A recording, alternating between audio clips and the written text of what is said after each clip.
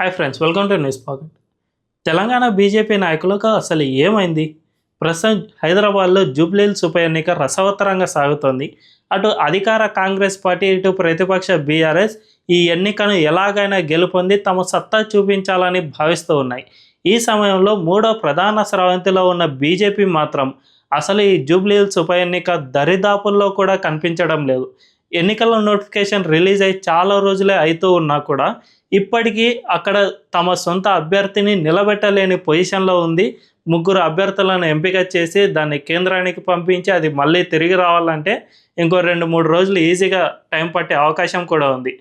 ఇలాంటి సమయంలో ఒక ప్రధాన స్రవంతిలో ఉన్న పార్టీగా ఉన్న బీజేపీ ఇప్పుడు ఇంత స్తబ్దుగా ఎందుకు వ్యవహరిస్తోంది? మనం రీసెంట్గానే జరిగిన లోక్సభ ఎన్నికల్లో మనందరం చూసాం.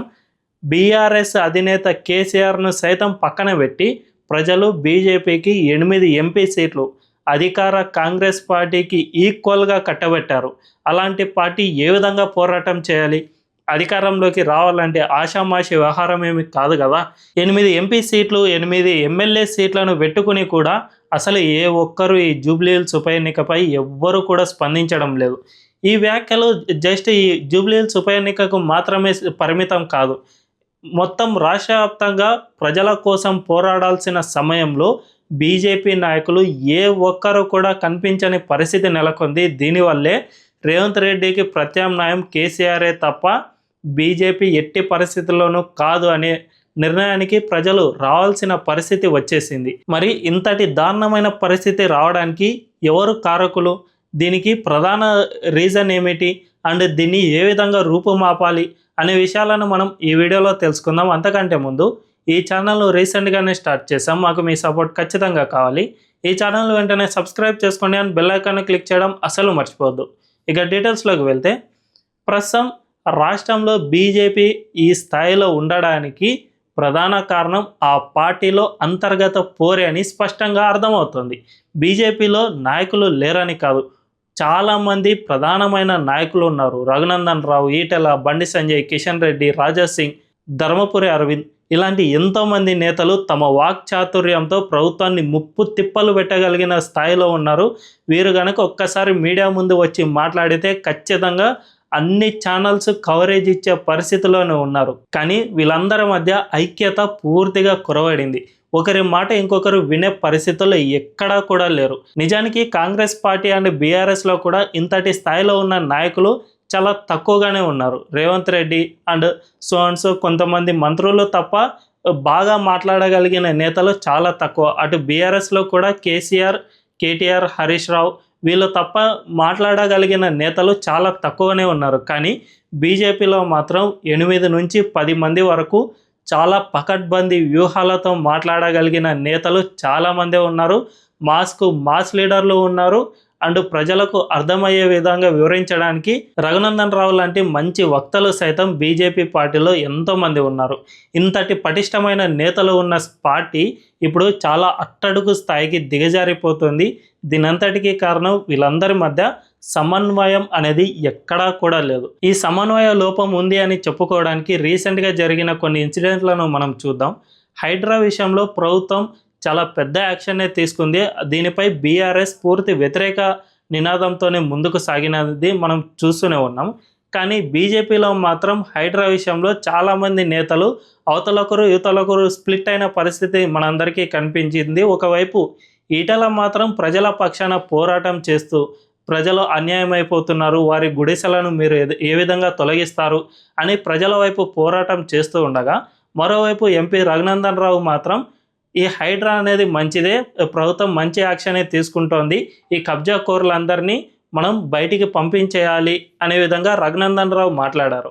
సో ఇదొక కాంట్రడిక్షన్. అంతేకాకుండా రీసెంట్గా తెలంగాణలో ఎరువుల కొరత అనేది చాలా ఎక్కువగా కనిపించింది. దీనిపై కాంగ్రెస్ పార్టీ ఈ నెపాన్ని బీజేపీపై తోసే ప్రయత్నం ఎంతో వరకు చేసింది. కానీ బీజేపీ నేతలు కూడా దీనిపై స్పష్టమైన వివరణ ఇవ్వలేకపోయారు. ఒకవైపు బీజేపీ అధ్యక్షుడు రామచంద్రరావు మాత్రం మేము యూరియా చాలా ఎక్కువగానే ఇచ్చాం, కానీ ఇక్కడి నేతలు దీన్ని బ్లాక్లో అమ్ముకుని యూరియా కొరతను సృష్టించారు, దీనివల్లే రైతులు ఇబ్బందులు పడుతూ ఉన్నారు అని రామచంద్రరావు చెబుతూ ఉంటే, మరోవైపు రఘునందన్ రావు మాత్రం ఆపరేషన్ సింధూర్ వల్ల మేము తగినంత యూరియాను సప్లై చేయలేకపోయాం, నెక్స్ట్ టైం ఇలా జరగకుండా చూసుకుంటామని రఘునందన్ రావు చెబుతూ ఉన్నారు.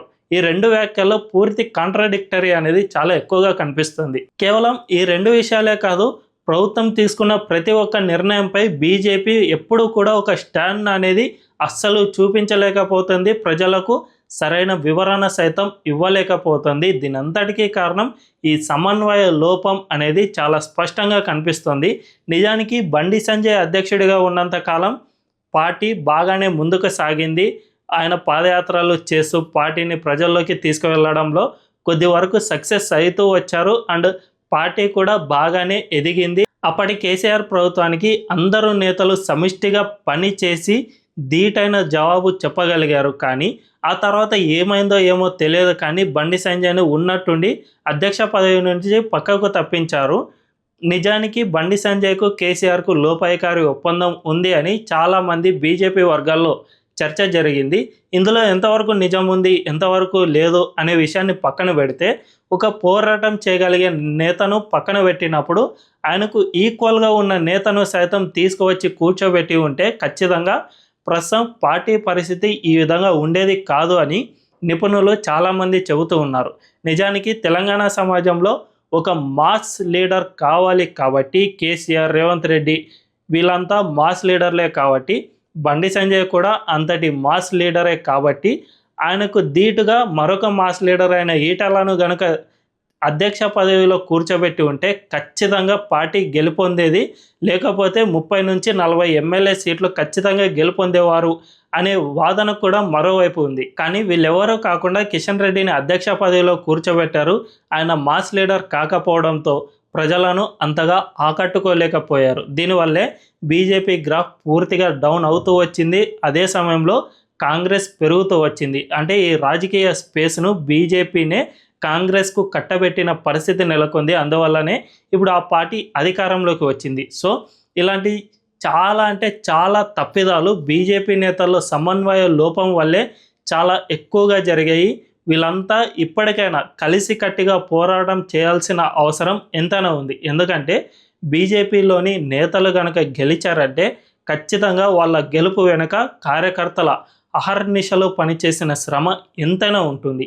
మనం ఒక్కసారి మునుగోడు ఉప ఎన్నికలను గమనిస్తే, ఆ సమయంలో నేను ఆర్ఎస్ఎస్ ఐడియాలజీతో ఉన్న ఒక యూట్యూబ్ ఛానల్లో పనిచేస్తూ ఉన్నాను. ఆ టైంలో మునుగోడు ఉప ఎన్నికలను నేను చాలా క్షుణ్ణంగా పరిశీలించాను. ఆ ఎన్నికల్లో చూస్తే చాలా సాధారణమైన కార్యకర్తలు తమ క్యారియర్లు కట్టుకుని సైతం మునుగోడులోకి వచ్చి అక్కడ ప్రచారం కొనసాగించారు. జనరల్గా ఇతర పార్టీలో అయితే బీరు బిర్యానీస్ తప్ప ఏ ఒక్క కార్యకర్త పనిచేయని పరిస్థితి ఉంది. కానీ మునుగోడులో మాత్రం చాలామంది సామాన్యమైన కార్యకర్తలు అక్కడికి వచ్చి పనిచేశారు. ఐటీ ఎంప్లాయీస్ కూడా తమ ఉద్యోగాలకు లీవ్ పెట్టుకుని మరీ మునుగోడు ఉప ఎన్నికల్లో పనిచేశారు. అది కార్యకర్తల్లో ఉన్న స్ఫూర్తి. బీజేపీకి ఇదొక పెద్ద వరంగానే మనం చెప్పుకోవచ్చు. చాలామంది సోషల్ మీడియాలో ఇప్పటికీ ఒక్క రూపాయి ఆశించకుండా ఆర్ఎస్ఎస్ సిద్ధాంతాలను ప్రమోట్ చేస్తూనే ఉన్నారు. సో వీళ్ళందరి చెమటపైనే బీజేపీ నాయకులకు ఇప్పుడున్న పదవులు అనేవి నిలబడి ఉన్నాయి. కాబట్టి వీళ్ళకు అధికారం వచ్చింది కదా అని వీళ్ళలో వీళ్ళు నాశనం చేసుకుంటూ ఉంటే వీళ్ళు నష్టపోవడమే కాకుండా వీరిపై ఎన్నో ఆశలు పెట్టుకున్న సామాన్య కార్యకర్తలు చాలా వరకు నాశనం అయిపోయే పరిస్థితి ఖచ్చితంగా వస్తుంది. తమకంటూ అండగా నిలబడతారు అని నాయకులను భావిస్తే ఆ నాయకులే తన్నుకు చేస్తూ ఉంటే ఇక సామాన్య కార్యకర్త పరిస్థితి ఏమిటి అనేది మనం ఒక్కసారి ఆలోచించుకోవాల్సిన అవసరం ఎంతైనా ఉంది. మరి ఇప్పటికైనా ఈ అగ్రనాయకులు మారి అందరూ సమన్వయంతో ముందుకు సాగి ప్రభుత్వానికి వ్యతిరేకంగా పోరాడాల్సిన అవసరం ఎంతైనా ఉంది. లేదంటే సామాన్య కార్యకర్త చెమట చుక్కతో సంపాదించుకున్న మీ అధికారాన్ని దుర్వినియోగం చేసినందుకు మిమ్మల్ని ఆ దేవుడు కూడా క్షమించలేడు. ఈ వీడియోపై మీ అభిప్రాయం ఏంటి? బీజేపీ నాయకుల్లో ఎటువంటి లోపాలు కనిపిస్తూ ఉన్నాయి అనే విషయంపై కామెంట్లలో మీ అభిప్రాయాలను తెలియజేయండి. అండ్ ఈ వీడియో కనుక మీకు నచ్చినట్లయితే ఖచ్చితంగా మా ఛానల్ను సబ్స్క్రైబ్ చేసుకోండి అండ్ బెల్ ఐకాన్ను క్లిక్ చేయడం అస్సలు మర్చిపోవద్దు. Thank you.